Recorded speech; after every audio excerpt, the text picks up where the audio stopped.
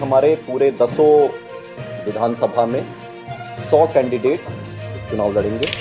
सम्मानित मतदाताओं को अवगत कराना चाहेंगे कि 11 नवंबर हमारी मतदान की तिथि है और मतदान की अवधि जो है सुबह 7 बजे से शाम के 6 बजे। मतगणना की तिथि अगेन आप जानते ही हैं 14 तारीख को होगी प्रातः 8 बजे से।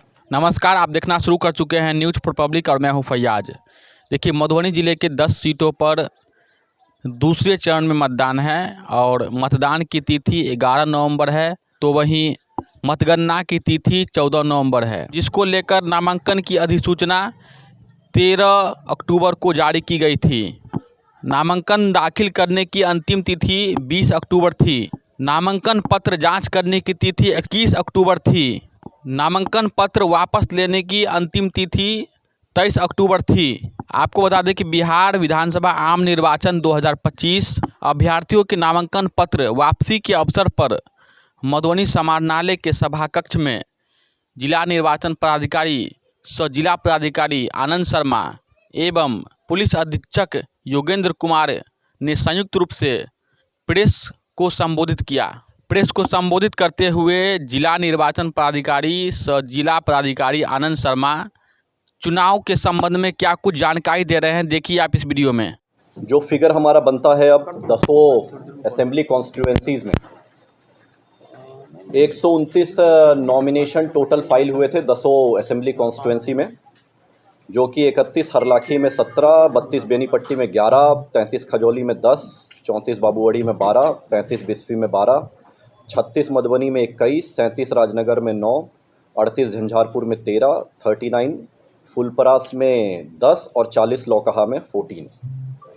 इसके बाद हम लोगों का जो स्क्रूटनी का प्रोसेस हुआ, स्क्रूटनी में लगभग 24 रिजेक्शंस हुए और जिससे ये आंकड़ा 129 का 105 पे आया और 105 से अब जो 5 विड्रॉल हुए, विड्रॉल होने के बाद ये आंकड़ा अब 100 पे है। तो यानी फाइनली हमारे पूरे 10 विधानसभा में 100 कैंडिडेट चुनावी प्रक्रिया में है, अब चुनाव लड़ेंगे, जो कि नंबर 31 हरलाखी का फाइनली 10 है, 32 बेनीपट्टी का 11, 33 खजौली के 8, 34 बाबूबड़ी के 11, 35 बिस्फी के 8, 36 मधुबनी के 9, 37 राजनगर के 7, 38 झंझारपुर 13, 39 फुलपरास के 10 और 40 लौकहा के 13।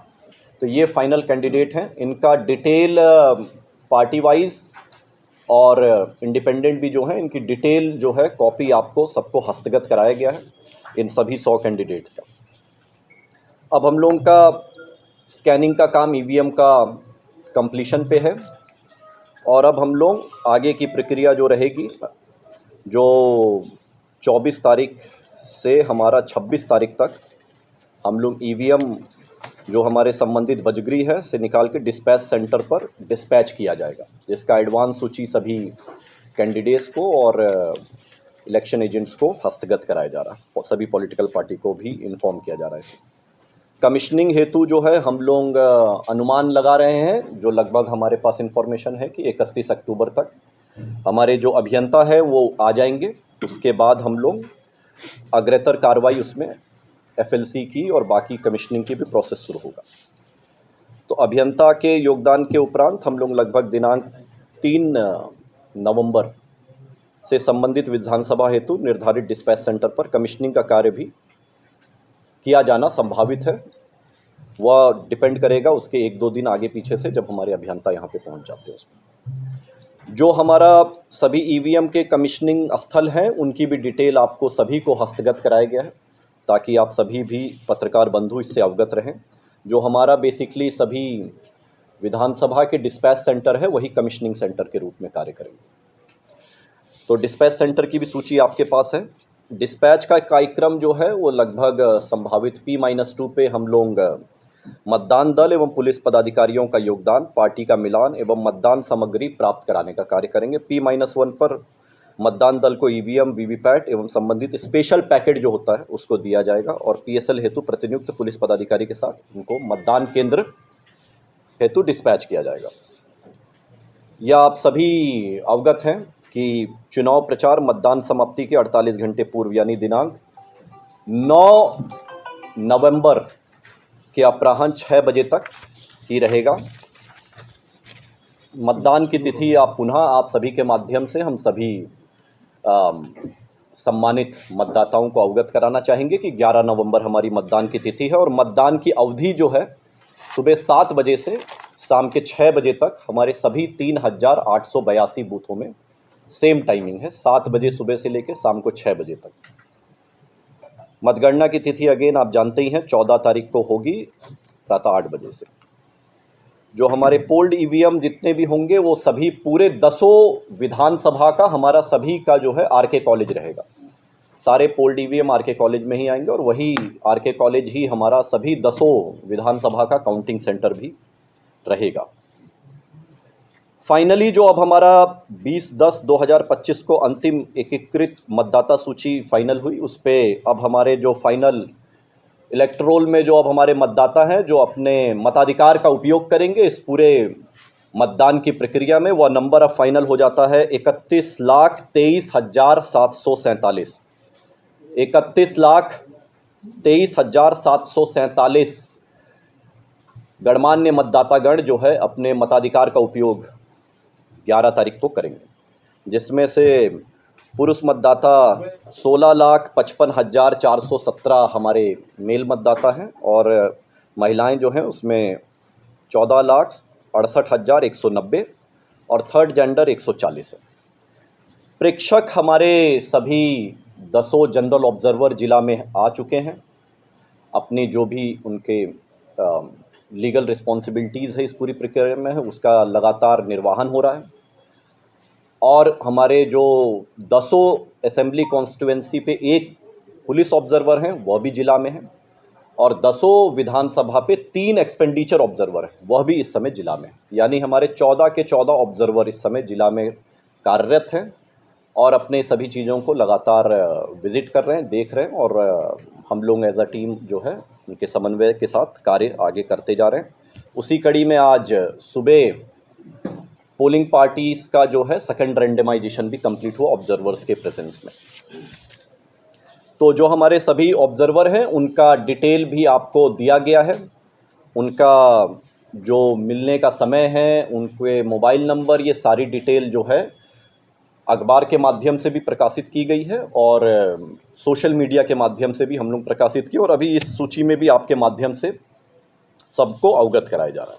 जो आदर्श बूथ है उसमें एक मधुबनी में हम लोग एक ये चीज़ कर रहे हैं कि जो हमारे पिछले चुनाव में लो वीटीआर वाले बूथ थे उन्हीं बूथ में से चिन्हित करके हम अपना मॉडल बूथ बनाएंगे।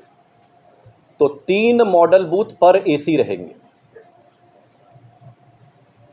और 3 हमारे जो है ऑल वुमेन लेड बूथ रहेंगे। सिंगल विंडो हमारा पूरी तरीके से कार्यरत है हेडक्वार्टर लेवल पे भी, आरओ लेवल पे भी, और हम लोग प्रयासरत रहते हैं इसी पे कि हम लोग जो भी हमें सिंगल विंडो में आए, हम लोग जो अधिकतम 36 घंटे की समय सीमा है उससे कहीं गुना पहले समय पे हम लोग अपने अभी तक जो भी हमें प्राप्त हो रही है एप्लीकेशंस उसका डिस्पोजल हम लोग लगातार कर रहे हैं। इसका जो है सुविधा जो है वो सुविधा ऐप के माध्यम से भी कैंडिडेट या उनके इलेक्शन एजेंट के माध्यम से लिया जा सकता है। शांतिपूर्ण एवं निष्पक्ष चुनाव करवाना हमारी प्राथमिकता है।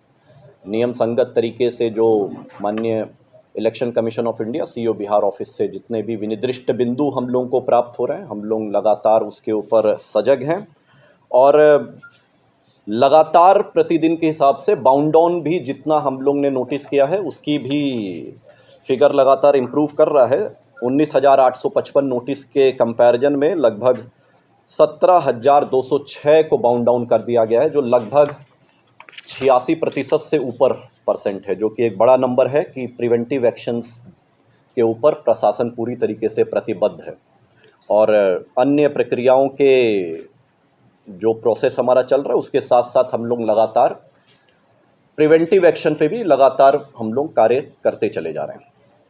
इसकी निरंतर जो है रिव्यू मेरे और एसपी साहब के द्वारा सभी एसडीएम, एसडीपीओ और थाना अध्यक्षों के साथ की जाती है।